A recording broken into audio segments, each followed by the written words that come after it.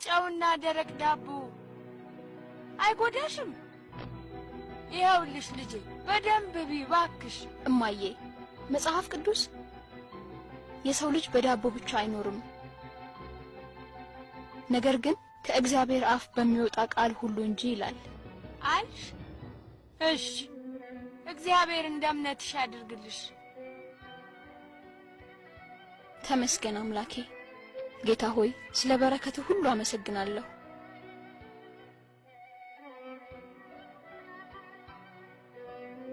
ወዴት ነው እርሱን ጆክ የምትወስጂው? ውሃ ላመጣ ልሄድ ነው። ጀሪካኖቹ ሁሉ ባዶ ናቸው።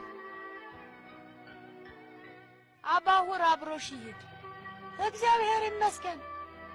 እሺ ልበስና እንሄዳለን አባሁር። እርጅኝ እናቴ፣ እማዬ በሞቴ ነው። ኦ አምላኬ እርዱን! ምንድነው የሆነችው? እርጉዝ ነች? ልጄ ልትሞትብኝ ነው። ምን ሆና ነው እናቴ?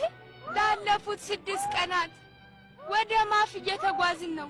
ምናልባት እዛ በሰላም ብትወልድ ብለን፣ ግን እዛ ከመድረሳችን በፊት ልትሞትብን ነው።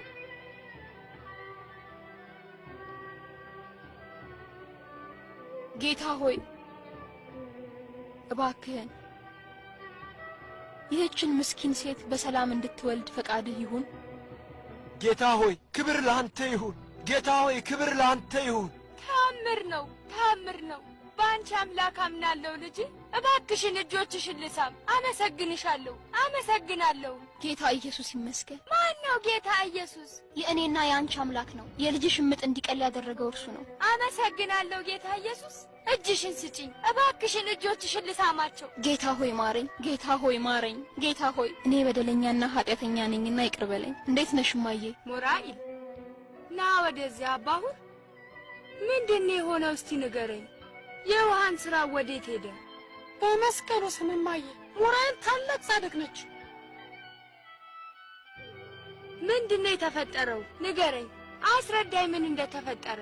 ሞራኢል ልትሞት ያለችውን ወላድ ምጧ እንዲገል አድርጋ ከሞት አተረፈቻት። በመስቀሉ ስም በተሰቀለው። እንዴት? ጸለየችና እግዚአብሔር ምላሹን ሰጣት። በተሰቀለው። የእግዚአብሔር ስም ይክበር።